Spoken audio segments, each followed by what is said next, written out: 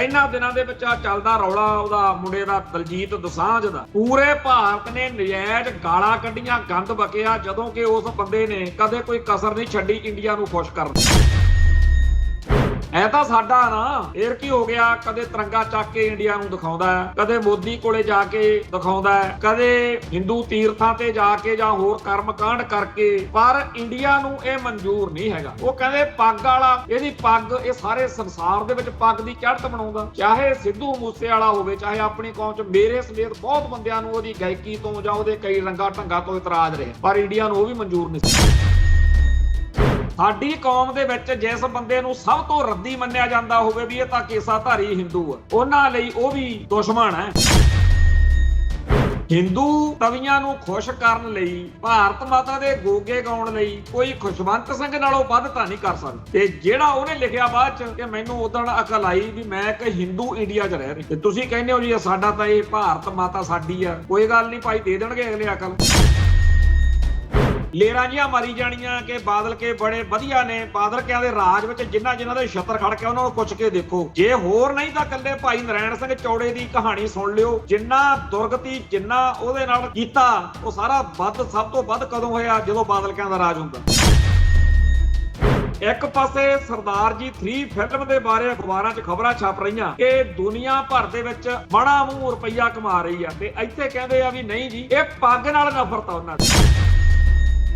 ਉਹਨਾਂ ਨੂੰ ਪੱਗ ਨਾਲ ਨਫ਼ਰਤ ਆ, ਉਹਨਾਂ ਨੂੰ ਪੰਥ ਨਾਲ ਨਫ਼ਰਤ ਆ। ਤੇ ਜਿਹੜਾ ਵੀ ਬੰਦਾ ਉਸ ਸਿਸਟਮ ਦਾ ਹਿੱਸਾ, ਜਿਹੜਾ ਤੁਹਾਡੀ ਧਰਮ ਦੀ, ਤੁਹਾਡੀ ਬੋਲੀ ਦੀ, ਤੁਹਾਡੇ ਸੱਭਿਆਚਾਰ ਦਾ ਭੋਗ ਪਾਉਣਾ ਚਾਹੁੰਦਾ, ਉਸ ਬੰਦੇ ਨੂੰ ਕਹਾੜੇ ਦਾ ਦਸਤਾ ਹੀ ਕਹਿਣਾ ਹੁੰਦਾ। 84 ਉੱਤੇ ਪ੍ਰੋਗਰਾਮ ਖਬਰ ਦੀ ਖਬਰ ਦੇਖ ਰਹੇ ਸਾਰੇ ਦਰਸ਼ਕਾਂ ਨੂੰ ਮੈਂ ਸਰਬਜੀਤ ਸਿੰਘ ਘੁਮਾਣ ਫਤਿਹ ਅਰਜ਼ ਕਰਦਾ ਜੀ। ਵਾਹਿਗੁਰੂ ਜੀ ਕਾ ਖਾਲਸਾ, ਵਾਹਿਗੁਰੂ ਜੀ ਕੀ ਫਤਿਹ। ਬਿਕਰਮਜੀਤ ਸਿੰਘ ਮਜੀਠੀਏ ਦੀ ਗ੍ਰਿਫਤਾਰੀ ਤੋਂ ਬਾਅਦ ਹਰ ਰੋਜ਼ ਮੀਡੀਆ ਦੇ ਰਾਹੀਂ ਆਮ ਆਦਮੀ ਪਾਰਟੀ ਦੀ, ਭਗਵੰਤ ਮਾਨ ਵਾਲੀ ਸਰਕਾਰ ਕੋਈ ਨਾ ਕੋਈ ਨਵਾਂ ਸ਼ੋਸ਼ਾ ਜਿਹੜਾ ਹੈਗਾ ਉਹ ਛੱਡ ਰਹੀ ਆ, ਤਾਂ ਕਿ ਲੋਕਾਂ ਦਾ ਧਿਆਨ ਕਿਸੇ ਹੋਰ ਮਸਲੇ ਵੱਲ ਜਾਵੇ ਹੀ ਨਾ। ਤੇ ਅੱਜ ਬਿਕਰਮਜੀਤ ਸਿੰਘ ਮਜੀਠੀਏ ਨੂੰ ਜਿਵੇਂ ਕੱਲ ਸ਼ਿਮਲੇ ਲੈ ਕੇ ਗਿਆ ਸੀ, ਅੱਜ ਮਜੀਠੇ ਲੈ ਕੇ ਆਏ ਸੀ।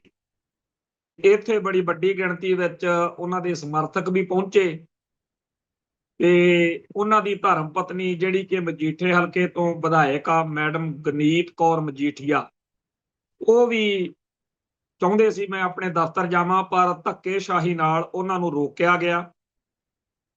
ਤੇ ਅੱਜ ਜਿਸ ਤਰੀਕੇ ਨਾਲ ਪੁਲਿਸ ਇੱਥੇ ਬੇਵਸ ਤੇ ਲਾਚਾਰ ਜਿਹੀ, ਮਤਲਬ ਜਿਵੇਂ ਕੱਲ ਨਹੀਂ ਸੀ ਆਉਂਦੀ ਪੁਲਿਸ ਵਾਲਿਆਂ ਨੂੰ ਵੀ ਮੈਂ ਆਪਦੇ ਦਫ਼ਤਰ 'ਚ ਕਿਉਂ ਨਹੀਂ ਜਾ ਸਕਦੀ, ਜਦੋਂ ਵੀ ਉਹ ਵਿਧਾਇਕ ਹੋਣ ਦੇ ਨਾਤੇ ਮੈਡਮ ਮਜੀਠੀਆ ਕਹਿ ਰਹੀ ਸੀ। ਦੂਜੇ ਪਾਸੇ ਉੱਥੇ ਅੰਦਰ ਇਹਨਾਂ ਨੇ ਜਾਂਚ ਪੜਤਾਲ ਕੀਤੀ ਜਾਂ ਪਮਾਇਸ਼ ਕੀਤੀ, ਉਹ ਇੱਕ ਵੱਖਰੀ ਕਹਾਣੀ ਆ। ਪਰ ਮਜੀਠੇ ਵਿੱਚ ਅੱਜ ਸਾਰਾ ਦਿਨ ਰੌਣਕ ਮੇਲਾ ਲੱਗਿਆ ਰਿਹਾ। ਇਹ ਰੌਣਕ ਮੇਲਾ ਮੈਂ ਇਸ ਕਰਕੇ ਕਹਿ ਰਿਹਾ ਕਿ ਜਦੋਂ ਵੀ ਮਜੀਠੀਏ ਨੂੰ ਬਾਹਰ ਕੱਢਿਆ ਜਾਂਦਾ ਤੇ ਕਿਸੇ ਪਾਸੇ ਲੈ ਕੇ ਜਾਣਾ ਹੁੰਦਾ, ਮੀਡੀਆ ਦੇ ਵਿੱਚ ਪੂਰਾ ਰੌਲਾ ਰੱਪਾ ਪਵਾਉਣ ਦੇ ਲਈ ਇੰਤਜ਼ਾਮ ਠੋਕ ਵਜਾ ਕੇ ਕੀਤੇ ਜਾਂਦੇ ਆ, ਤਾਂ ਕਿ ਲੋਕ ਜਿਹੜੇ ਆ ਇਸ ਪਾਸੇ ਉਲਝੇ ਰਹਿਣ। ਹੁਣ ਇਹਦੇ ਬਾਰੇ ਲੋਕਾਂ 'ਚ ਇਹ ਵੀ ਚਰਚਾ ਵਾ ਕਿ ਪਿਛਲੇ ਦਿਨਾਂ 'ਚ ਜਿਹੜਾ ਇੱਕ ਮੁੱਦਾ ਪੰਜਾਬ ਦੇ ਵਿੱਚ ਬਹੁਤ ਵੱਡਾ ਹੈ ਕਿ ਜਲੰਧਰ, ਅੰਮ੍ਰਿਤਸਰ, ਲੁਧਿਆਣਾ ਤੇ ਚੰਡੀਗੜ੍ਹ ਦੇ ਨੇੜੇ ਤੇੜੇ ਵੱਡੇ ਪੱਧਰ ਦੇ ਉੱਤੇ ਪੰਜਾਬ ਦੀਆਂ ਜ਼ਮੀਨਾਂ ਜਿਹੜੀਆਂ ਨੇ, ਉਹਨਾਂ ਨੂੰ ਆਮ ਆਦਮੀ ਪਾਰਟੀ ਦੀ ਸਰਕਾਰ ਨੇ ਕਿ ਅਸੀਂ ਜੀ ਇੱਥੇ ਡਿਵੈਲਪਮੈਂਟ ਕਰਾਉਣੀ ਆ, ਕਲੋਨੀਆਂ ਕੱਟਾਂਗੇ, ਆਹ ਬਣਾਵਾਂਗੇ, ਉਹ ਬਣਾਵਾਂਗੇ ਕਹਿ ਕੇ ਉਹ ਜਿਹੜੀਆਂ ਜ਼ਮੀਨਾਂ ਲੈਣ ਦਾ ਪ੍ਰੋਗਰਾਮ ਹੈ, ਉਹਦੇ ਵੱਲੋਂ ਧਿਆਨ ਹਟਾਉਣ ਲਈ ਕਿ ਦੇਖੋ ਜੀ ਅਸੀਂ ਤਾਂ ਬੜੀ ਵੱਡੀ ਲੜਾਈ ਲੜ ਰਹੇ ਹਾਂ, ਪੰਜਾਬ 'ਚ ਨਸ਼ਿਆਂ ਦਾ ਬੜਾ ਪ੍ਰਕੋਪ ਸੀਗਾ, ਅਸੀਂ ਵੱਡਾ ਮਗਰਮੱਛ ਫੜ ਲਿਆ। ਪਰ ਸੱਚੀ ਗੱਲ ਇਹ ਹੈ ਕਿ ਅੱਜ ਹੌਲੀ ਹੌਲੀ ਇਸ ਗੱਲ ਵੱਲ ਧਿਆਨ ਹੁਣ ਲੋਕਾਂ ਦਾ ਜਾਣ ਲੱਗ ਪਿਆ। ਲੋਕਾਂ ਨੂੰ ਪੈਰ ਗੱਡ ਕੇ ਜ਼ਮੀਨਾਂ ਦੇ ਮਸਲੇ ਉੱਤੇ ਲੜਨਾ ਪੈਣਾ, ਕਿਉਂਕਿ ਪੰਜਾਬ ਦੇ ਵਿੱਚ ਦਿਨੋਂ ਦਿਨ ਇਹ ਗੱਲ ਮਹਿਸੂਸ ਹੋਣ ਲੱਗ ਪਈ ਆ ਕਿ ਸਾਡੀਆਂ ਜ਼ਮੀਨਾਂ ਜਿਹੜੀਆਂ ਮੋਦੀ ਸਰਕਾਰ ਉਦੋਂ ਕਾਲੇ ਕਾਨੂੰਨ ਬਣਾ ਕੇ ਖੂਨ ਨੂੰ ਫਿਰਦੀਆਂ ਸੀ, ਹੁਣ ਉਹਨਾਂ ਨੂੰ ਸੜਕਾਂ ਬਣਾ ਕੇ ਜਾਂ ਕਹਿੰਦੇ ਆ ਬਈ ਤੁਹਾਡੀਆਂ ਜ਼ਮੀਨਾਂ ਦੇ ਉੱਤੇ ਅਸੀਂ ਡਿਵੈਲਪਮੈਂਟ ਕਰਨੀ ਆ, ਮਕਾਨ ਉਸਾਰ ਦਿਆਂਗੇ ਜਾਂ ਕਰ ਦਿਆਂਗੇ, ਫੈਕਟਰੀਆਂ।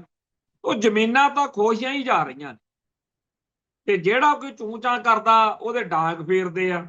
ਕੁੱਲ ਮਿਲਾ ਕੇ ਪੰਜਾਬ ਦੇ ਖਿਲਾਫ ਜਿਹੜੀ ਸਾਜ਼ਿਸ਼ ਇੰਡੀਆ ਦੀ ਬੜੇ ਲੰਮੇ ਚਿਰ ਤੋਂ ਚੱਲ ਰਹੀ ਆ, ਉਹਦੇ ਵਿੱਚ ਇਸ ਟਾਈਮ ਭਗਵੰਤ ਮਾਨ ਦੀ ਆਮ ਆਦਮੀ ਪਾਰਟੀ ਦੀ ਸਰਕਾਰ ਵੀ ਉਵੇਂ ਹੀ ਲੱਗੀ ਹੋਈ ਆ ਜਿਵੇਂ ਕਦੇ ਕਾਂਗਰਸ ਦੀ ਸਰਕਾਰ ਹੋਵੇ, ਬਾਦਲਕਿਆਂ ਦੀ ਸਰਕਾਰ ਜਿਹੜੀ ਮਰਜ਼ੀ ਹੋਵੇ ਪੰਜਾਬ 'ਚ, ਉਹ ਦਿੱਲੀ ਦਾ ਆਖਾ ਮੋੜ ਨਹੀਂ ਸਕਦੀ ਡੀਪ ਸਟੇਟ ਦਾ ਜਿਹੜਾ ਪੰਜਾਬ ਨੂੰ ਉਜਾੜਨ ਦਾ ਪ੍ਰੋਜੈਕਟ ਹੈ। ਕਿਉਂਕਿ ਇੱਥੇ ਸਿੱਖ ਵਸਦੇ ਆ, ਪੰਥ ਵਸਦਾ, ਇਹ ਸਿੱਖ ਹੋਮਲੈਂਡ ਆ। ਤੋ ਸਿੱਖਾਂ ਦੀ ਜਿਹੜੀ ਜਿੰਦ ਜਾਨ ਆ ਉਹ ਕਿਸਾਨੀ ਭਾਈਚਾਰਾ, ਤੋ ਕਿਸਾਨੀ ਭਾਈਚਾਰੇ ਦਾ ਲੱਕ ਤੋੜਨ ਲਈ, ਕਿਉਂਕਿ ਫਿਰ ਅਣਖ ਗੈਰਤ ਜੀ ਆ ਉਹ ਵੀ ਮਰਦੀ ਆ ਜਦੋਂ ਬੰਦਾ ਬੇਜ਼ਮੀਨਾ ਹੋਵੇ, ਉਹਦਾ ਘਸਿਆਰਾ ਜਿਹਾ ਬਣ ਜਾਂਦਾ, ਬਥਾਜ ਜਿਹਾ ਬਣ ਜਾਂਦਾ। ਉਹ ਕੁੱਲ ਮਿਲਾ ਕੇ ਪੰਜਾਬ ਨੂੰ ਜਿਹੜਾ ਖਤਮ ਕਰਨ ਦਾ ਪ੍ਰੋਜੈਕਟ ਵਾ, ਉਹਦੇ ਤਹਿਤ ਹੀ ਇਹ ਜ਼ਮੀਨਾਂ ਲੁੱਟੀਆਂ ਪੁੱਟੀਆਂ ਜਾ ਰਹੀਆਂ ਨੇ। ਸਰਦਾਰ ਕਪੂਰ ਸਿੰਘ ਜੀ ਦੀ ਇੱਕ ਗੱਲ ਮੈਂ ਅਕਸਰ ਦੇਖਦਾ ਹੁੰਨਾ, ਉਹ ਕਹਿੰਦੇ ਹੁੰਦੇ ਸੀਗੇ ਵੀ ਜੇ ਸਿੱਖਾਂ ਨੇ ਰਾਜ ਭਾਗ ਨਾ ਲਿਆ ਤਾਂ ਸਿੱਖਾਂ ਦੀਆਂ ਆਉਣ ਵਾਲੀਆਂ ਜਿਹੜੀਆਂ ਪੁਸ਼ਤਾਂ ਨੇ ਉਹ ਫਿਰ ਹਿੰਦੂਆਂ ਦੇ ਦਰਾਂ ਦੇ ਮੂਹਰੇ ਦਰਬਾਰ ਬਣ ਕੇ ਖੜਿਆ ਕਰਨਗੇ। ਹੁਣ ਜਦੋਂ 6-6 ਫੁੱਟੇ ਜਵਾਨ ਮੈਰਿਜ ਪੈਲਸਾਂ ਦੇ ਮੂਹਰੇ ਖੜਾਏ ਹੁੰਦੇ ਨੇ ਤੇ ਸਲੂਟ ਕਰ ਰਹੇ ਹੁੰਦੇ ਨੇ ਲੰਘਦੇ ਕਰਦਿਆਂ ਨੂੰ, ਜਿਸ ਤਰੀਕੇ ਨਾਲ ਘੱਟ ਜ਼ਮੀਨਾਂ ਵਾਲੇ ਜਾਂ ਬੇਜ਼ਮੀਨੇ ਲੋਕ, ਕਿਉਂਕਿ ਪਹਿਲਾਂ ਚਾਹੇ ਥੋੜੀ ਬਹੁਤੀ ਪੈਲੀ ਹੁੰਦੀ ਸੀ, ਬੰਦਾ ਕੰਮ ਕਰਦਾ ਸੀ, ਹੁਣ ਉਹਨੂੰ ਲੱਗਦਾ ਕਿ ਜੇ ਮੈਂ ਪੈਲੀ ਤੇ ਹੀ ਬੈਠਿਆ ਰਿਹਾ ਮੈਂ ਪੱਟਿਆ ਜਾਣਾ। ਬਹੁਤੇ ਲੋਕਾਂ ਨੇ, ਥੋੜੀ ਪੈਲੀ ਵਾਲਿਆਂ ਨੇ ਬੱਚਿਆਂ ਲਈ ਜ਼ਮੀਨਾਂ ਵੇਚ ਕੇ ਉਹਨਾਂ ਨੂੰ ਕੈਨੇਡਾ, ਅਮਰੀਕਾ ਤੇ ਹੋਰਨਾਂ ਮੁਲਕਾਂ 'ਚ ਉੱਪੜਦਾ ਕਰਤਾ।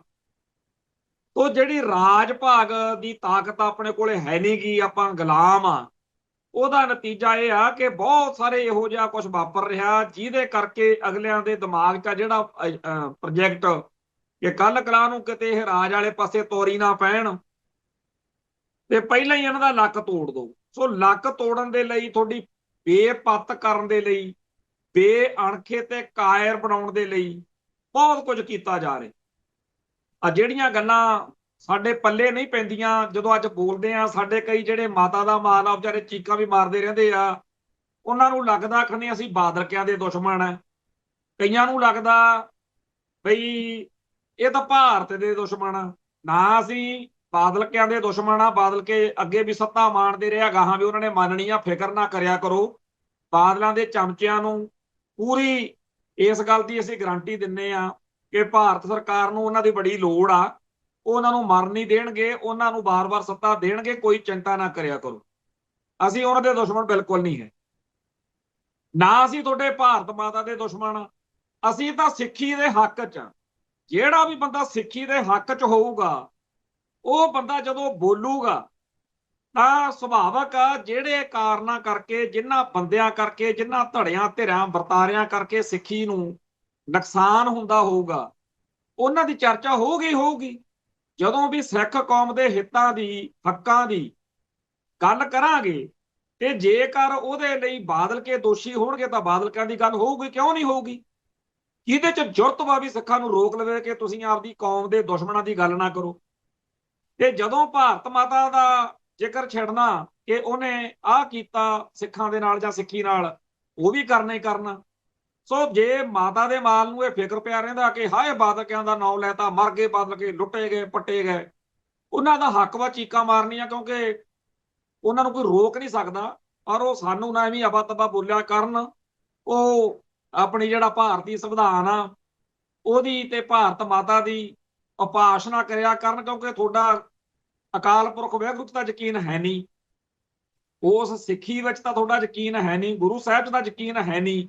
ਯਕੀਨ ਤੁਹਾਡਾ ਹੈਗਾ ਭਾਰਤੀ ਸੰਵਿਧਾਨ 'ਚ ਵੀ ਸਾਨੂੰ ਉਹ MLA MP ਤੇ ਮੁੱਖ ਮੰਤਰੀ ਜਾਂ ਕੋਈ ਹੋਰ ਸੰਤਰੀ ਸੁੰਤਰੀ ਬਣਾਊ, ਉਹ ਜਿਨ੍ਹਾਂ ਦਾ ਸਿੱਖੀ ਅਤੇ ਸਿੱਖਾਂ ਦੇ ਦੁਸ਼ਮਣ ਸਿਸਟਮ 'ਚ ਯਕੀਨ ਆ, ਤੇ ਜਿਨ੍ਹਾਂ ਦਾ ਉਹਨਾਂ ਵਿਅਕਤੀਆਂ 'ਚ, ਉਹਨਾਂ ਧੜਿਆਂ ਧਿਰਾਂ 'ਚ ਯਕੀਨ ਆ ਜਿਹੜੇ ਸਿੱਖੀ ਦੀਆਂ ਜੜ੍ਹਾਂ ਵੱਢਣ ਲਈ ਉਸ ਡੀਪ ਸਟੇਟ ਦਾ ਹਿੱਸਾ ਨੇ।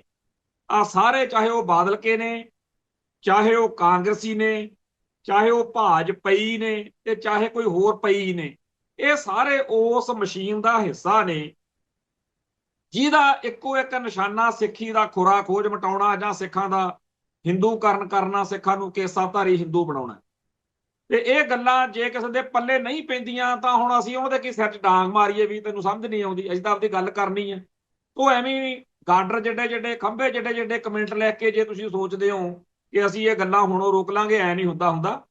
ਇਹ ਤਾਂ ਅੱਜ ਤੋਂ ਸਦੀਆਂ ਬਾਅਦ ਵੀ 5 ਸਾਲ ਬਾਅਦ 20 ਸਾਲ ਬਾਅਦ ਜਦੋਂ ਗੱਲ ਜਿਹੜੀ ਆ ਇਤਿਹਾਸਕਾਰਾਂ ਨੇ ਸਾਰਾ ਲਿਖਣਾ ਕਰਨਾ, ਉਦੋਂ ਸਾਡੇ ਬਾਰੇ ਕਿਹਾ ਕਰਨਗੇ ਵੀ ਚਾਹੇ ਇਹਨਾਂ ਦੇ ਕੋਈ ਪੱਲੇ ਸੀ ਕੁਛ ਨਹੀਂ, ਪਰ ਇਹ ਆਵਾਜ਼ ਨਹੀਂ ਚੱਕਣੋਂ ਹਟੇ।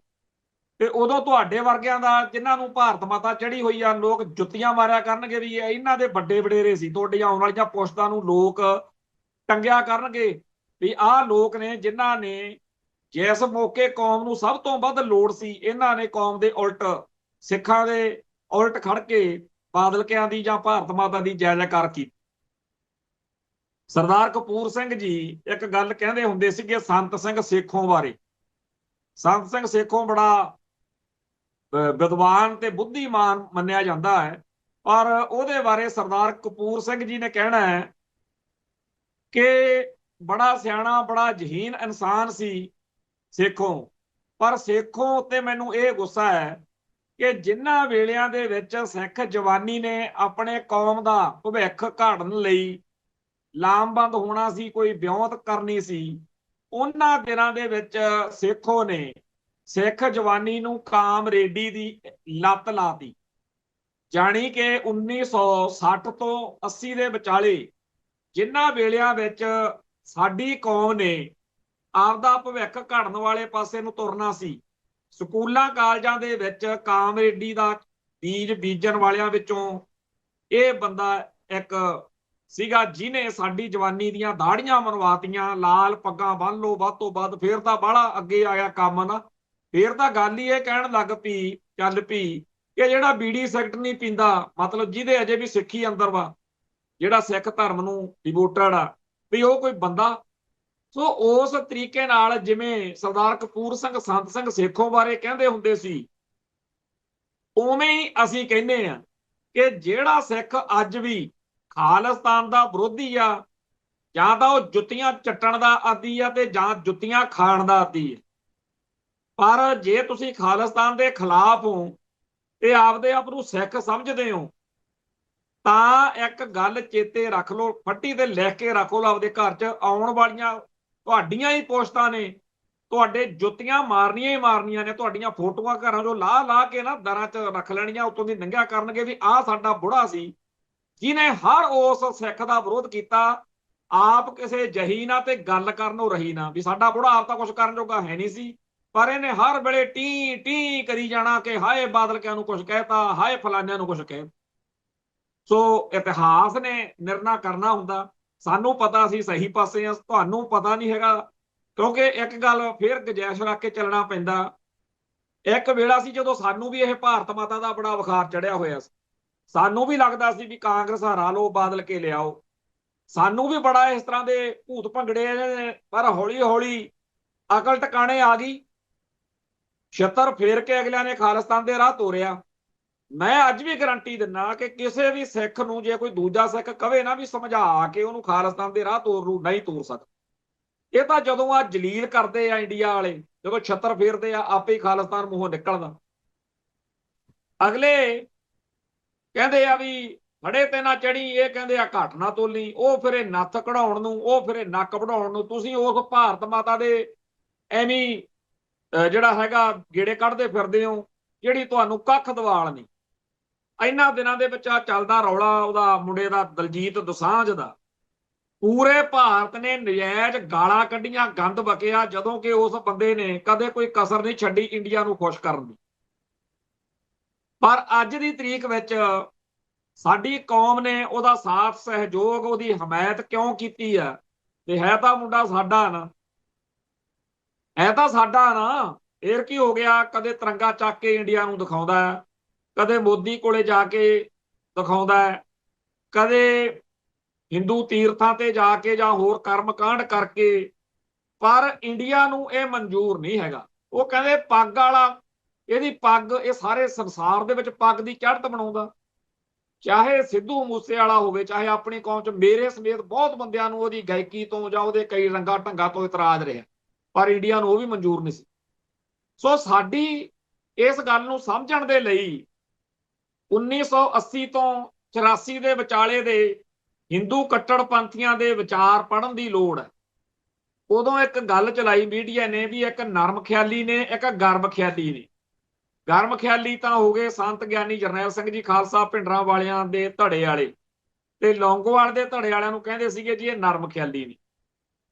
ਕਿਸੇ ਥਾਂ ਦੇ ਉੱਤੇ ਚਰਚਾ ਛਿੜੀ ਹਿੰਦੂ ਤਵੀਆਂ 'ਚ ਕਿ ਜਿਹੜੇ ਗਰਮ ਖਿਆਲੀ ਨੇ ਇਹ ਖਤਰਨਾਕ ਨੇ, ਤੇ ਲਾਲੇ ਕਹਿੰਦੇ ਨਹੀਂ, ਜਿਹੜੇ ਇਹ ਗਰਮ ਖਿਆਲੀ ਨੇ ਸੰਤ ਭਿੰਡਰਾਂ ਵਾਲਿਆਂ ਦੇ ਹਮਾਇਤੀ ਜਾਂ ਹੋਰ ਜੁਝਾਰੂ ਬਿਰਤੀ ਵਾਲੇ, ਇਹ ਤਾਂ ਜੋ ਕੁਝ ਹੈਗਾ ਸਾਹਮਣੇ ਆ, ਪਰ ਜਿਹੜੇ ਨਰਮ ਖਿਆਲੀ ਨੇ, ਗਾਂਧੀਵਾਦੀ ਨੇ, ਸ਼ਾਂਤਮਈ ਵਾਲੇ ਨੇ, ਇਹ ਜ਼ਿਆਦਾ ਖਤਰਨਾਕ ਨੇ। ਹੈ ਉਹਨਾਂ ਵਰਗੇ ਹੀ ਨੇ, ਹੈ ਇਹ ਵੀ ਖਾਲਿਸਤਾਨੀ ਹੋਈ, ਪਰ ਇਹ ਕਹਿੰਦੇ ਨਹੀਂ ਹੈਗੇ।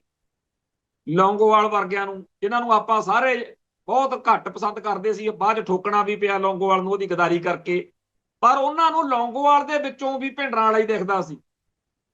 ਉਵੇਂ ਹੀ ਸਾਡੀ ਕੌਮ ਦੇ ਵਿੱਚ ਜਿਸ ਬੰਦੇ ਨੂੰ ਸਭ ਤੋਂ ਰੱਦੀ ਮੰਨਿਆ ਜਾਂਦਾ ਹੋਵੇ ਵੀ ਇਹ ਤਾਂ ਕੇਸਾਧਾਰੀ ਹਿੰਦੂ ਆ, ਉਹਨਾਂ ਲਈ ਉਹ ਵੀ ਦੁਸ਼ਮਣ ਹੈ। 1984 ਦੇ ਨਵੰਬਰ ਮਹੀਨੇ ਦਿੱਲੀ ਦੇ ਵਿੱਚ ਜਿਹੜੇ ਸਿੱਖਾਂ ਦੇ ਗਲਾਂ 'ਚ ਟਾਇਰ ਪਾਏ ਗਏ, ਉਹ ਉੱਥੇ ਕਾਂਗਰਸ ਨੂੰ ਵੋਟਾਂ ਪਾਉਂਦੇ ਹੋਣੇ ਆ। ਕਦੇ ਉਹਨਾਂ ਨੇ ਜਿਹੜਾ ਕਾਂਗਰਸ ਨੂੰ ਮਾੜਾ ਨਹੀਂ ਕਿਹਾ ਹੋਣਾ। ਉਹ ਦਿੱਲੀ ਦੇ ਵਿੱਚ ਉਹ ਭਾਰਤ ਮਾਤਾ ਦਾ ਪੂਰਾ ਪਿਆਰ ਵੀ ਕਰਦੇ ਹੋਣੇ ਆ, ਪਰ ਜਦੋਂ ਵਾਰੀ ਆਈ ਕਿਸੇ ਨੇ ਉਹਨਾਂ ਦਾ ਟੋਕਨ ਨਹੀਂ ਦੇਖਿਆ, ਸਰਟੀਫਿਕੇਟ ਨਹੀਂ ਦੇਖਿਆ ਵੀ ਇਹ ਤਾਂ ਨਾ ਸੰਤ ਭਿੰਡਰਾਂ ਵਾਲਿਆਂ ਦੇ ਹਮਾਇਤੀ ਆ, ਨਾ ਇਹ ਖਾਲਿਸਤਾਨੀ ਆ।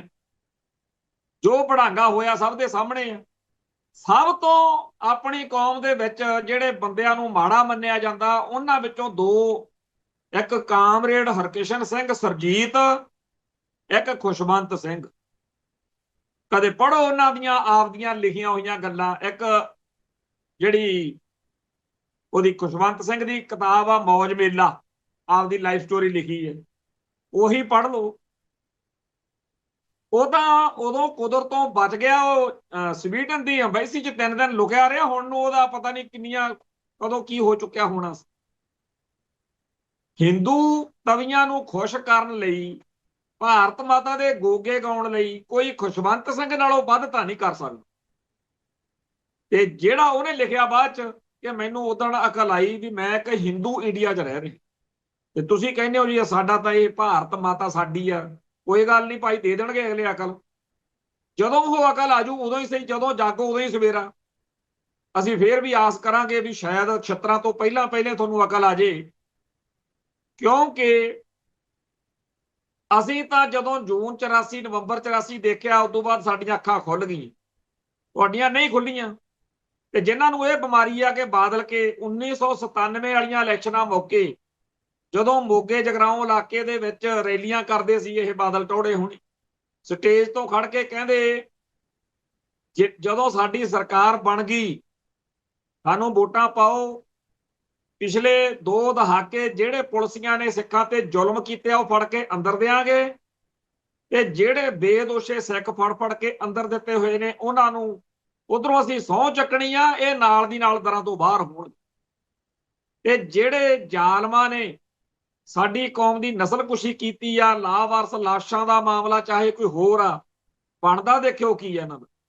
ਉਹ ਗਪੌੜੇ ਛੱਡੇ, ਉਹ ਝੂਠ ਵੱਢਿਆ, ਨੀਲੀਆਂ ਪੱਗਾਂ ਬੰਨੀਆਂ ਹੋਈਆਂ ਉੱਪਰ ਦੀ ਗਾਤਰੇ, ਜਿਵੇਂ ਕੈਪਟਨ ਨੇ ਇੱਕ ਵਾਰੀ ਸਹੁੰ ਚੱਕੀ ਸੀ ਨਸ਼ਿਆਂ ਵਾਲੀ ਗੁਟਕਾ ਹੱਥ 'ਚ ਫੜ ਕੇ, ਤੇ ਸਾਡੇ ਵਰਗੇ ਕਮਲਿਆਂ ਨੇ ਲਾ ਲਈ ਪੂਛ ਨੂੰ ਅੱਗ। ਤੇ ਅਸੀਂ ਸਿੱਖ ਸੰਘਰਸ਼ ਨਾਲ ਸੰਬੰਧਿਤ ਲੋਕਾਂ ਨੂੰ ਘਰਾਂ 'ਚੋਂ ਕੱਢ ਕੇ ਕਿ ਆਪਣੇ ਚਲੋ ਨਹੀਂ ਆਪਾਂ ਵੋਟਾਂ 'ਚ ਕੀ ਇਹਨਾਂ ਨੇ ਲੜਨਾ, ਇਹਨਾਂ ਨੂੰ ਆਪਾਂ ਜਿਤਾਏ। ਮੁੜ ਕੇ ਜਦੋਂ ਆਹ ਬਡਾਲਾ ਜਥੇਦਾਰ ਕੁਲਦੀਪ ਸਿੰਘ ਬਡਾਲਾ, ਉਹਨੂੰ ਕਿਹਾ ਸਾਰਿਆਂ ਨੇ, ਜਸਟਿਸ ਕੁਲਦੀਪ ਸਿੰਘ ਤੇ ਹੋਰ ਸਿੱਖ ਆਗੂ ਵਕੀਲ ਜਿਹੜੇ ਮਨੁੱਖੀ ਹੱਕਾਂ ਵਾਲੇ ਸੀ ਉਹ ਇਕੱਠੇ ਹੋ ਕੇ ਮਿਲੇ ਬਾਦਲ ਨੂੰ। ਇਹ ਹੁਣ ਤਾਂ ਜੀ 6-7 ਮਹੀਨੇ ਹੋ ਗਏ ਸਰਕਾਰ ਬਣੀ ਨੂੰ, ਕਹਿੰਦਾ ਅੱਜ ਤੋਂ ਬਾਅਦ ਮੁੜ ਕੇ ਇਹ ਗੱਲ ਨਾ ਕਰਿਓ। ਉਹ ਬਾਦਲ ਜਿਹੜਾ ਗਰੰਟੀਆਂ ਦਿੰਦਾ ਸੀ, ਉਹਨੂੰ ਵੋਟਾਂ ਪਵਾ ਕੇ ਮੁੱਖ ਮੰਤਰੀ ਬਣਾ ਕੇ ਕੀ ਖੱਟਿਆ? ਸਮੇਧ ਸੈਣੀ ਵਰਗੇ, ਇਜ਼ਹਾਰ ਆਲਮ ਵਰਗੇ ਬੁੱਚੜਾਂ ਨੂੰ, ਉਹਨਾਂ ਸਾਰੇ ਜ਼ਾਲਮ ਪੁਲਸੀਆਂ ਨੂੰ ਨਜ਼ਾਰੇ ਦਿੱਤੇ ਗਏ ਤੇ ਸਾਡੇ ਘਰਾਂ 'ਚ ਉਹੀ ਛੱਤਰ, ਉਹੀ ਪੁਲਿਸ, ਉਹੀ ਸਾਰਾ ਕੁਝ ਚੱਲਿਆ। ਉਹ ਐਵੇਂ ਹੀ ਲੇਰਾਂ ਜਿਹੀਆਂ ਮਾਰੀ ਜਾਣੀਆਂ ਕਿ ਬਾਦਲ ਕੇ ਬੜੇ ਵਧੀਆ ਨੇ। ਬਾਦਲ ਕਿਆਂ ਦੇ ਰਾਜ ਵਿੱਚ ਜਿਨ੍ਹਾਂ ਜਿਨ੍ਹਾਂ ਦੇ ਛੱਤਰ ਖੜ ਕੇ ਉਹਨਾਂ ਨੂੰ ਪੁੱਛ ਕੇ ਦੇਖੋ। ਜੇ ਹੋਰ ਨਹੀਂ ਤਾਂ ਇਕੱਲੇ ਭਾਈ ਨਰੈਣ ਸਿੰਘ ਚੌੜੇ ਦੀ ਕਹਾਣੀ ਸੁਣ ਲਿਓ। ਜਿੰਨਾ ਦੁਰਗਤੀ, ਜਿੰਨਾ ਉਹਦੇ ਨਾਲ ਕੀਤਾ, ਉਹ ਸਾਰਾ ਵੱਧ, ਸਭ ਤੋਂ ਵੱਧ ਕਦੋਂ ਹੋਇਆ? ਜਦੋਂ ਬਾਦਲ ਕਿਆਂ ਦਾ ਰਾਜ ਹੁੰਦਾ।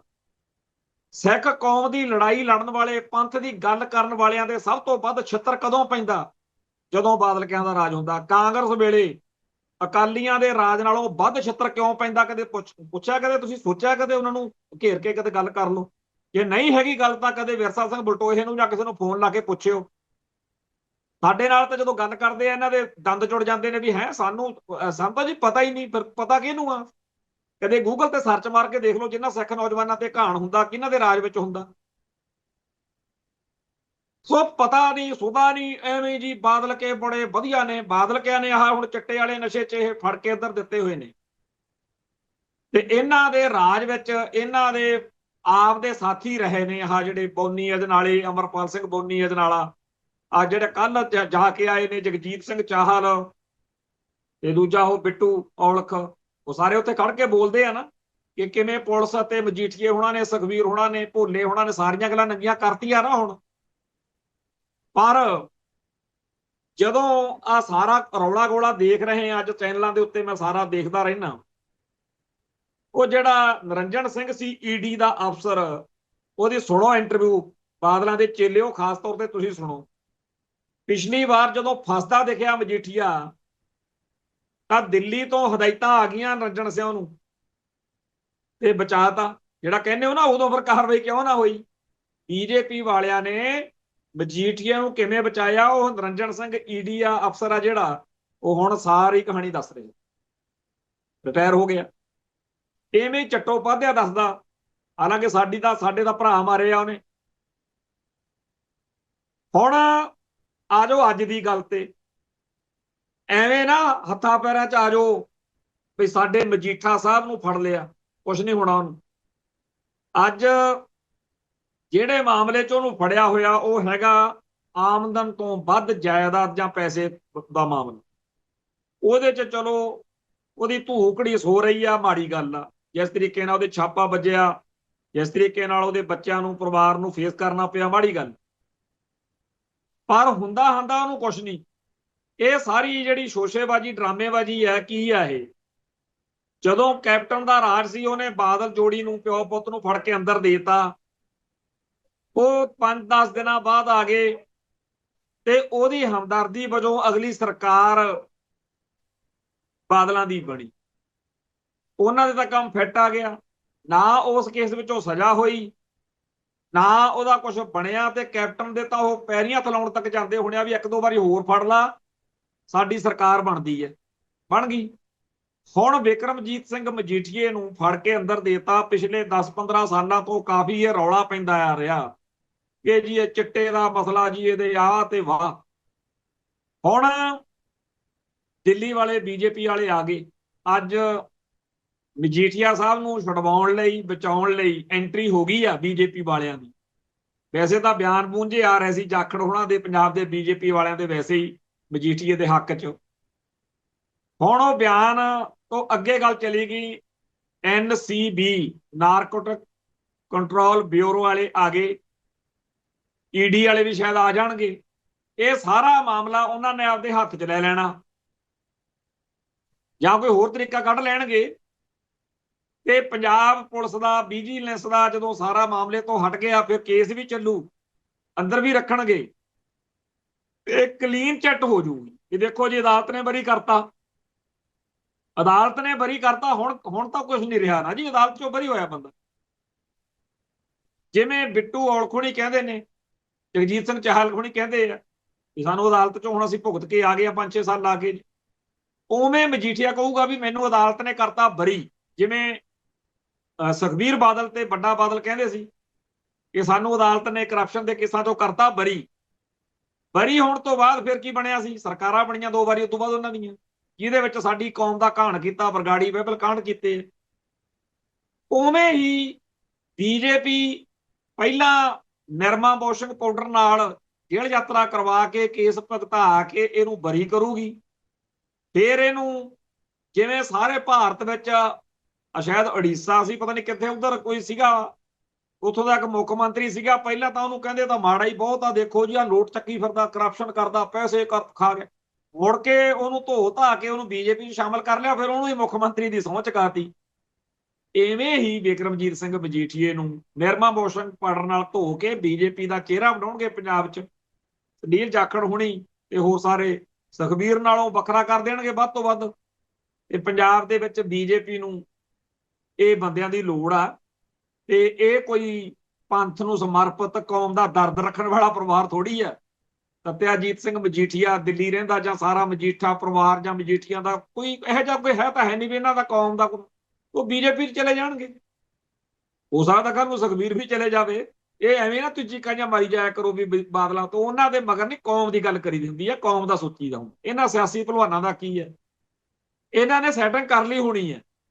ਐਵੇਂ ਨਹੀਂ ਐਨਸੀਬੀ ਵਾਲੇ ਆ ਗਏ, ਜਿਵੇਂ ਈਡੀ ਵਾਲਾ ਨਿਰੰਜਨ ਸਿੰਘ ਕਹਿੰਦਾ ਨਾ ਵੀ ਪਹਿਲਾਂ ਬੀਜੇਪੀ ਨੇ ਬਚਾਇਆ ਸੀ, ਸੈਂਟਰ ਨੇ ਬਚਾਇਆ ਸੀ, ਉਵੇਂ ਹੁਣ ਵੀ ਬਚਾਉਣਗੇ ਜੀ। ਉਹਨਾਂ ਦਾ ਬੰਦਾ, ਤੁਸੀਂ ਨਾ ਫਿਕਰ ਕਰੋ ਉਹਦਾ। ਬਾਕੀ ਸਾਨੂੰ ਨਾ ਐਵੇਂ ਆਵਾ ਤਾਵਾ ਬੋਲੋ, ਅਸੀਂ ਉਹਦਾ ਕੀ ਖੋਹ ਲੈਣਾ। ਅਸੀਂ ਤਾਂ ਸੱਚ ਦੱਸਣਾ ਕਿ ਇਹ ਚਾਹੇ ਮਜੀਠੀਆ, ਚਾਹੇ ਸੁਖਬੀਰ ਆ, ਚਾਹੇ ਕੋਈ ਹੋਰ ਆ, ਇਹਨਾਂ ਦੇ ਹੱਥ ਪੱਲੇ ਕੁਛ ਨਹੀਂ। ਇਹ ਬਣਾਉਂਦੇ ਆ ਕੌਮ ਨੂੰ ਉੱਲੂ, ਕੌਮ ਨੂੰ ਬਣਾਉਂਦੇ ਆ ਬੇਵਕੂਫ। ਸੱਤਾ ਮਾਣਦੇ ਆ, ਸ਼੍ਰੋਮਣੀ ਕਮੇਟੀ ਸਾਡੇ ਕੋਲੇ ਰਵੇ, ਮੁੱਖ ਮੰਤਰੀ ਦੀ ਪਦਵੀ ਸਾਡੇ ਕੋਲੇ ਰਵੇ, ਕੌਮ ਜਿਹੜੀ ਆ ਮਰਦੀ ਮਰੇ। ਮਰਦੀ ਤਾਂ ਕੌਮ ਆਪ ਦੇ ਰਾਜ 'ਚ ਵੀ ਆ, ਮਰਦੀ ਬੀਜੇਪੀ ਦੇ ਰਾਜ 'ਚ ਵੀ ਆ, ਮਰਦੀ ਭਾਜਪਾ ਦੇ ਰਾਜ 'ਚ ਵੀ।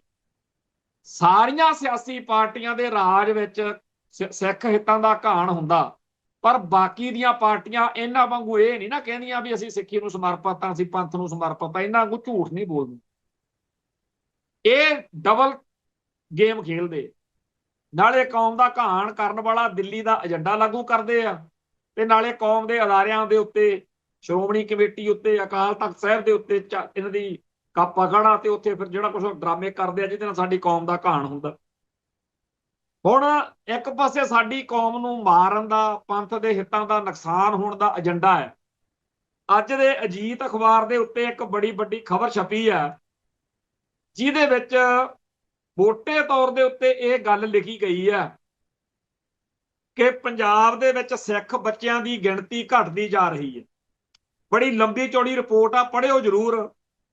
ਉਸ ਰਿਪੋਰਟ ਦੇ ਅਨੁਸਾਰ ਵਿਦੇਸ਼ਾਂ 'ਚ ਜਿਹੜਾ ਪ੍ਰਵਾਸ ਹੋਇਆ ਸਾਡਾ, ਤੇ ਦੂਜੇ ਰਾਜਾਂ ਤੋਂ ਇੱਥੇ ਜਿਹੜਾ ਪ੍ਰਵਾਸ ਹੋਇਆ ਗੈਰ ਪੰਜਾਬੀਆਂ ਦਾ, ਉਹਦੀ ਕਰਕੇ ਸਿੱਖ ਬੱਚਿਆਂ ਦੀ ਗਿਣਤੀ ਪੰਜਾਬ 'ਚ ਬੜੀ ਬੇਕਿਰਕੀ ਨਾਲ ਘਟ ਰਹੀ ਹੈ। ਪੂਰੇ ਅੰਕੜੇ ਦਿੱਤੇ ਆ। ਜਗਪਾਲ ਸਿੰਘ ਸਿਵੀਆ ਮੇਰਾ ਬਹੁਤ ਅਜੀਜ਼ ਦੋਸਤ ਆ, ਸਾਡੇ ਗੁਰੂਸਰ ਸੁਧਾਰ ਤੋਂ, ਲੁਧਿਆਣੇ ਜ਼ਿਲ੍ਹੇ ਤੋਂ, ਅਜੀਤ ਦਾ ਪੱਤਰਕਾਰ ਆ, ਤੇ ਅੱਜ ਮੇਨ ਪੇਜ ਤੇ ਉਹਦੀ ਸਾਰੀ ਰਿਪੋਰਟ ਛਪੀ ਆ, ਜਿਹਦੇ ਵਿੱਚ ਉਹਨੇ unified district information system for education plus ਦਾ ਇਸ ਵਾਰ ਦੀ ਰਿਪੋਰਟ ਦਾ ਪੂਰਾ ਅਧਿਐਨ ਕਰਕੇ, ਮੁਤਾਲਿਆ ਕਰਕੇ, ਵਿਸ਼ਲੇਸ਼ਣ ਕਰਕੇ ਦੱਸਿਆ ਕਿ 3 ਤੋਂ 8 ਸਾਲ ਦੇ ਸਕੂਲਾਂ ਦੇ ਬੱਚਿਆਂ ਦੀ ਪ੍ਰਤੀਸ਼ਤਤਾ 49% ਆ, ਜਦੋਂ ਕਿ ਪਹਿਲਾਂ ਇਹ 58% ਦੇ ਨੇੜੇ ਹੁੰਦੀ ਸੀ। ਫਿਰ ਅੱਗੇ ਸਾਰੀ ਰਿਪੋਰਟ ਦੇ ਵਿੱਚ ਖੁੱਲ ਕੇ ਦੱਸਿਆ ਹੋਇਆ ਵੀ ਕਿਵੇਂ ਪੰਜਾਬ ਦੇ ਵਿੱਚ ਦੂਜੇ ਸੂਬਿਆਂ ਦੇ ਲੋਕ ਲਿਆ ਕੇ ਵਸਾਏ ਜਾ ਰਹੇ। ਹੁਣ ਇਸ ਖਬਰ ਨੂੰ ਛੱਡ ਕੇ ਆਜੋ ਦੂਜੇ ਪਾਸੇ, ਕਿ ਜਿਹੜੀ ਅੱਜ ਸਾਰੇ ਪੰਜਾਬ ਦੇ ਵਿੱਚ ਥਾਂ ਥਾਂ ਤੇ ਕਲੋਨੀਆਂ ਕੱਟ ਕੇ, ਜ਼ਮੀਨਾਂ ਖੋਹ ਕੇ ਦੂਜੇ ਸੂਬਿਆਂ ਦੇ ਲੋਕਾਂ ਦਾ ਵਸੇਬਾ ਕਰਵਾਇਆ ਜਾ ਰਿਹਾ।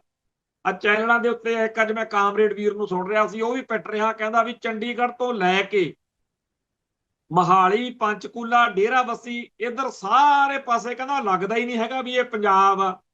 ਪਹਿਲੋਂ ਚੰਡੀਗੜ੍ਹ ਨੂੰ ਕਹਿੰਦੇ ਹੁੰਦੇ ਸੀਗੇ ਪੰਜਾਬ ਨਹੀਂ ਲੱਗਦਾ। ਸਾਡੀ ਜ਼ਮੀਨ ਦੇ ਉੱਤੋਂ ਸਿੱਖੀ ਦਾ ਤੇ ਸਿੱਖਾਂ ਦਾ ਬੀਜ ਨਾਸ਼ ਕੀਤਾ ਜਾ ਰਿਹਾ, ਤੇ ਸਾਰੇ ਸਿਆਸੀ ਧੜੇ ਉਹਦੇ ਲਈ ਦੋਸ਼ੀ ਨੇ। ਤੇ ਸਾਡੇ ਬੰਦੇ ਕਹਿੰਦੇ ਆ ਜੀ ਫਲਾਨਾ ਜਿਤਾ ਲਓ, ਫਲਾਨਾ ਹਰਾ ਲਓ, ਜਿਹਨੂੰ ਮਰਜ਼ੀ ਲਿਆਓ। ਇੰਡੀਆ ਦੇ ਏਜੰਡੇ ਦੇ ਖਿਲਾਫ ਖਾਲਿਸਤਾਨੀਆਂ ਤੋਂ ਬਗੈਰ ਕਿਸੇ ਨੇ ਨਹੀਂ ਲੜਨਾ। ਅੱਜ ਮਹਾਰਾਸ਼ਟਰ ਦੀ ਇੱਕ ਘਟਨਾ ਦੇ ਬਾਰੇ ਪੰਜਾਬੀ ਟ੍ਰਿਬਿਊਨ ਦੀ ਸੰਪਾਦਕੀ ਹੈ। ਉਹ ਕਹਿੰਦੇ ਵੀ ਮਹਾਰਾਸ਼ਟਰ ਸਰਕਾਰ ਨੂੰ ਪ੍ਰਾਇਮਰੀ ਕਲਾਸਾਂ ਵਿੱਚ ਹਿੰਦੀ ਨੂੰ ਤੀਜੀ ਭਾਸ਼ਾ ਵਜੋਂ ਪੜ੍ਹਾਉਣ ਦਾ ਫੈਸਲਾ ਅਚਨਚੇਤ ਵਾਪਸ ਲੈਣਾ ਪੈ ਗਿਆ ਜਦੋਂ ਠਾਕਰੇ ਭਰਾਵਾਂ ਨੇ ਇਸ ਚਾਰਾਜੋਈ ਖਿਲਾਫ ਹੱਥ ਮਿਲਾ ਲਏ ਤੇ ਇਸ ਦੇ ਨਾਲ ਹੀ ਸੱਤਾਧਾਰੀ ਮਹਾਯੁਤੀ ਗੱਠਜੋੜ ਅੰਦਰ ਵੀ ਹਿੰਦੀ ਪੜ੍ਹਾਉਣ ਦੇ ਫੈਸਲੇ ਵਿਰੋਧੀ ਸੁਰ ਦਿਖਾਈ ਦੇਣ ਲੱਗ ਪਏ। ਹੁਣ ਕਮੇਟੀ ਬਣਾਈ ਜਾ ਰਹੀ ਆ ਜੋ ਇਹ ਫੈਸਲਾ ਕਰੇਗੀ ਕਿ ਤਿੰਨ ਭਾਸ਼ਾਈ ਨੀਤੀ ਕਿਹੜੀ ਜਮਾਤ ਤੋਂ ਲਾਗੂ ਕੀਤੀ ਜਾਣੀ ਚਾਹੀਦੀ। ਇਹ ਲੰਬੀ ਚੌੜੀ ਰਿਪੋਰਟ ਦਿੱਲੀ ਦਾ ਬੀਜੇਪੀ ਦਾ ਡੀਪ ਸਟੇਟ ਦਾ ਸਾਰੇ ਭਾਰਤ ਦਾ ਹਿੰਦੀਕਰਨ ਕਰਨ ਦਾ ਹਿੰਦੂਕਰਨ ਕਰਨ ਦਾ ਜਿਹੜਾ ਏਜੰਡਾ ਉਹਦੇ ਖਿਲਾਫ ਦੱਖਣੀ ਭਾਰਤ ਦੇ ਸੂਬੇ ਕਰਨਾਟਕਾ ਮਹਾਰਾਸ਼ਟਰ ਉੜੀਸਾ ਤਾਮਿਲਨਾਡੂ ਲੜਦੇ ਆ ਤੇ ਉੱਥੋਂ ਦੇ ਸਾਰੇ ਲੋਕ ਇਕਜੁੱਟ ਹੋ ਕੇ ਲੜਦੇ ਆ ਕਿ ਅਸੀਂ ਹਿੰਦੀ ਦਾ ਵਿਰੋਧ ਕਰਨਾ। ਇੱਥੇ ਜੇ ਸਾਡੇ ਵਰਗੇ ਚਾਰ ਭਰਾ ਕੋਈ ਗੱਲ ਕਰ ਦੇਣ ਤਾਂ ਲੇਰਾ ਮਾਰਨ ਲੱਗ ਜਾਂਦੇ ਆ ਇੱਥੇ ਜੀ ਹਾਏ ਇਹ ਜੀ ਦੇਸ਼ ਦੇ ਖਿਲਾਫ ਆ ਫਿਰ ਕੀ ਹੋ ਗਿਆ ਜੀ ਹਿੰਦੀ ਰਾਸ਼ਟਰੀ ਭਾਸ਼ਾ। ਜਦੋਂ ਕੱਢ ਕੇ ਦਿਖਾਈਦਾ ਵੀ ਗੂਗਲ ਤੇ ਸਰਚ ਮਾਰ ਕੇ ਦੇਖ ਲਓ ਨਹੀਂ ਹੈਗੀ ਇਹ ਤੇ ਫਿਰ ਗੱਲ ਨਹੀਂ ਆਉਂਦੀ। ਤੋ ਹਿੰਦੀ ਦੇ ਹਿੰਦੂ ਦੇ ਭਾਰਤ ਦੇ ਵਿੱਚ ਵੱਧ ਰਹੇ ਪ੍ਰਭਾਵ ਦੇ ਖਿਲਾਫ ਹੁਣ ਤਾਂ ਕਾਮਰੇਡ ਵੀ ਇਕੱਠੇ ਹੋ ਗਏ ਆ। ਲੱਗੀ ਆ ਵੱਡੀ ਖਬਰ ਹੈ ਜੀਤ ਚ ਵੀ ਜਲੰਧਰ ਦੇ ਚੀਮਾ ਭਵਨ ਚ ਕਾਮਰੇਡ ਸਰਵਣ ਸਿੰਘ ਚੀਮਾ ਭਵਨ ਜਲੰਧਰ ਚ ਉੱਥੇ ਅੱਜ ਬੜੀ ਕਹਿੰਦੇ ਵੱਡੀ ਮੀਟਿੰਗ ਹੋਈ ਆ ਜਿਹਦੇ ਚ ਕਮਿਊਨਿਸਟ ਪਾਰਟੀ ਭਾਰਤੀ ਕਮਿਊਨਿਸਟ ਪਾਰਟੀ ਤੇ ਹੋਰ ਬੜੇ ਲੰਬਾ ਚੌੜਾ ਨਵਾਂ ਇਹਨਾਂ ਨੇ ਕਿਹਾ ਵੀ ਆਰਐਸਐਸ ਦੇ ਫਿਰਕੂ ਫਾਸ਼ੀ ਹੱਲਿਆਂ ਖਿਲਾਫ ਤਿੱਖੇ ਤੇ ਵੱਜਵੇਂ ਘੋਲ ਦਾ ਫੈਸਲਾ ਕੀਤਾ। ਹੁਣ ਤਾਂ ਕਾਮਰੇਡ ਵੀ ਮੰਨ ਗਏ ਵੀ ਮੁਲਕ ਦੇ ਵਿੱਚ ਆਰਐਸਐਸ ਦਾ ਏਜੰਡਾ ਖਤਰਨਾਕ ਆ। ਮਹਾਰਾਸ਼ਟਰ ਦੇ ਲੋਕ ਮੰਨ ਰਹੇ ਨੇ, ਤਾਮਿਲਨਾਡੂ ਦੇ ਉੜੀਸਾ ਦੇ ਗਾਂ ਉਧਰ ਕਰਨਾਟਕਾ ਦੇ ਤੇ ਜੇ ਪੰਜਾਬ ਵਾਲੇ ਸਿੱਖ ਅਸੀਂ ਕਹਿੰਦੇ ਆ। ਜਦੋਂ NIA ਨੇ ਇੱਕ ਵਾਰੀ ਮੈਨੂੰ ਪੁੱਛਗਿੱਛ ਲਈ ਦਿੱਲੀ ਰੱਖਿਆ ਉੱਥੇ ਸਾਊਥ ਇੰਡੀਅਨ ਅਫਸਰ ਸੀ ਉਹਦੇ ਨਾਲ ਜਦੋਂ ਮੇਰੀ ਸਾਰੀ ਗੱਲਬਾਤ ਹੋਈ ਤੇ ਉਹਨੇ ਇਹੀ ਗੱਲ ਕਹੀ ਸੀ ਵੀ ਜਿਹੜੀ ਪੀੜ ਤੁਹਾਡੀ ਪੰਜਾਬੀਆਂ ਦੀ ਆ ਸਿੱਖਾਂ ਦੀ ਆ ਇਹ ਸਾਡੇ ਸੂਬਿਆਂ ਦੀ ਸਾਡੀ ਵੀ ਬੋਲੀ ਅਤੇ ਸੱਭਿਆਚਾਰ ਦਾ ਹਿੰਦੂਕਰਨ ਜਿਹੜਾ ਹੋ ਰਿਹਾ ਉਹਦੇ ਖਿਲਾਫ ਲੋਕਾਂ 'ਚ ਗੁੱਸਾ। ਤੇ ਇੱਥੇ ਕਹਿੰਦੇ ਜੀ ਹਾਏ ਤੁਸੀਂ ਬਾਦਲਕਿਆਂ ਨੂੰ ਕਹਿੰਦੇ ਹੋ ਜਦੋਂ ਇਹ ਗੱਲ ਕਹਿੰਦੇ ਹੋ ਕਿਉਂਕਿ ਬਾਦਲਕਿਆਂ ਨੇ ਠੇਕਾ ਲਿਆ ਹੈ ਨਾ ਸਿੱਖੀ ਮਕਾਉਣੀ ਹੈ ਕਹਾੜੇ ਦਾ ਦਸਤਾ ਬਣੇ ਹੋਏ ਨੇ। ਉਹ ਜਿਹੜਾ ਇਹ ਸਾਰਾ ਮਸਲਾ ਆਪਣੇ ਸਾਹਮਣੇ ਆ ਕਿ ਪੰਜਾਬ ਦੀ ਧਰਤੀ ਤੇ ਸਿੱਖੀ ਘਟ ਰਹੀ ਆ, ਸਿੱਖਾਂ ਦੀ ਜ਼ਮੀਨ ਖੋਹੀ ਜਾ ਰਹੀ ਆ, ਸਿੱਖਾਂ ਦਾ ਜਿਹੜਾ ਤਵਾਜ਼ਨ ਆ ਇਸ ਇਲਾਕੇ ਚੋਂ ਇਸ ਖਿੱਤੇ ਚੋਂ ਜਦੋਂ ਉਹ ਘਟੂਗਾ ਤਾਂ ਸਾਡੇ ਹਿੱਤਾਂ ਲਈ ਲੜਨ ਵਾਲੀ ਸਾਡੇ ਹੱਕਾਂ ਲਈ ਲੜਨ ਵਾਲੀ ਧਿਰ ਕਿਹੜੀ ਆ। ਕੋਈ ਮਾਈ ਦਾ ਲਾਲ ਹਿੱਕ ਥਾਪੜ ਕੇ ਕਹਿ ਸਕਦਾ ਵੀ ਬਾਦਲ ਪਰਿਵਾਰ ਕੌਮ ਇਹਨਾਂ ਨੇ ਤਾਂ ਫੈਸਲਾ ਕੀਤਾ ਹੋਇਆ ਵੀ ਅਸੀਂ ਕਦੇ ਵੀ ਪੰਥ ਦੀ ਗੱਲ ਨਹੀਂ ਕਰਨੀ ਕਿਉਂਕਿ ਧਰਮ ਯੁੱਧ ਮੋਰਚੇ ਮੌਕੇ ਅਸੀਂ ਕਰ ਬੈਠੇ ਤੇ ਸਭ ਤੋਂ ਬੜੀ ਗਲਤੀ ਹੋ ਗਈ। ਉਦੋਂ ਬਾਅਦ ਤਾਂ ਫਿਰ ਖਾਲਿਸਤਾਨ ਦੀ ਲਹਿਰ ਉੱਠ ਖੜੀ ਸੀ। ਅਸੀਂ ਕੋਈ ਐਜੀਟੇਸ਼ਨ ਕੋਈ ਕੁਛ ਕਰਨਾ ਨਹੀਂ ਅਸੀਂ ਤਾਂ ਬਸ ਹੁਣ ਅੱਜ ਕੱਲ ਬੜੀਆਂ ਫੁਕਰੀਆਂ ਮਾਰ ਰਿਹਾ ਸੁਖਬੀਰ ਕੇ ਹਾਂਜੀ ਚੱਕ ਦਿਆਂਗੇ ਫੱਟੇ। ਕੁੱਲ ਮਿਲਾ ਕੇ ਸੱਜਣੋ ਗੱਲ ਇਹ ਹੈ ਕਿ ਜਿਹੜਾ ਵੀ ਬੰਦਾ ਸਿੱਖੀ ਅਤੇ ਸਿੱਖਾਂ ਦੇ ਹੱਕ 'ਚ ਹੋਊਗਾ ਉਹ ਜਦੋਂ ਬੋਲੂਗਾ ਉਦੋਂ ਜਿਨ੍ਹਾਂ ਦੇ ਮਿਰਚਾਂ ਲੱਗਣੀਆਂ ਉਹਨਾਂ ਨੇ ਚੀਕਾਂ ਮਾਰਨੀਆਂ ਹੀ ਨੇ।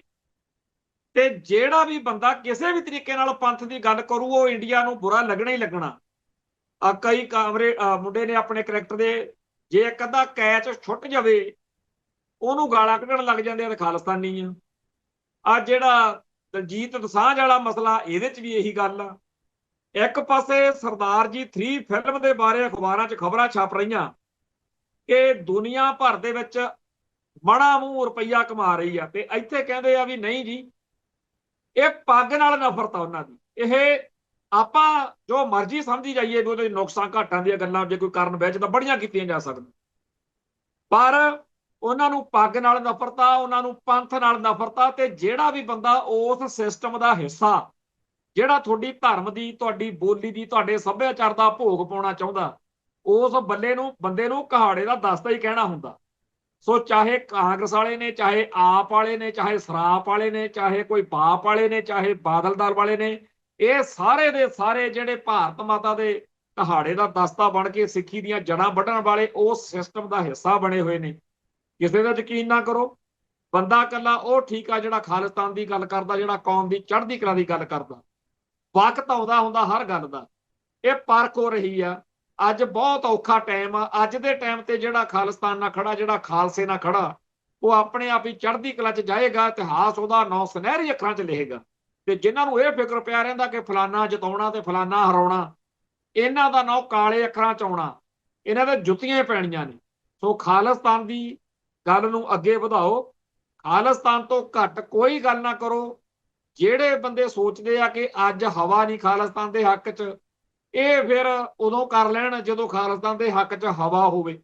ਆਪਾਂ ਇਹ ਸੋਚੋ ਕਿ ਜਦੋਂ ਕਿਸੇ ਕੌਮ ਦੇ ਮਸਲੇ ਉੱਤੇ ਲੋੜ ਪਈ ਤਾਂ ਅਸੀਂ ਸਭ ਤੋਂ ਪਹਿਲੀਆਂ 'ਚ ਜਿਹੜੀਆਂ ਨੀਹਾਂ ਹੁੰਦੀਆਂ ਕਿਸੇ ਮਹਿਲ ਦੀਆਂ, ਕਿਸੇ ਬਿਲਡਿੰਗ ਦੀਆਂ, ਉਹ ਦਿਖਦੀਆਂ ਨਹੀਂ ਹੁੰਦੀਆਂ ਇੱਟਾਂ, ਪਰ ਉਹ ਬੜੀਆਂ ਅਹਿਮ ਹੁੰਦੀਆਂ ਨੇ। ਆਓ, ਚਾਹੇ ਸਾਡਾ ਨਾਂ ਇਤਿਹਾਸ ਵਿੱਚ ਹੋਵੇ ਚਾਹੇ ਨਾ ਹੋਵੇ, ਖਾਲਿਸਤਾਨ ਦੇ ਸੰਘਰਸ਼ ਨੂੰ ਸਮਰਪਿਤ ਰਹੀਏ। ਇਹੀ ਸਾਡਾ ਏਜੰਡਾ ਤੇ ਇਹੀ ਸਾਡਾ ਝੰਡਾ।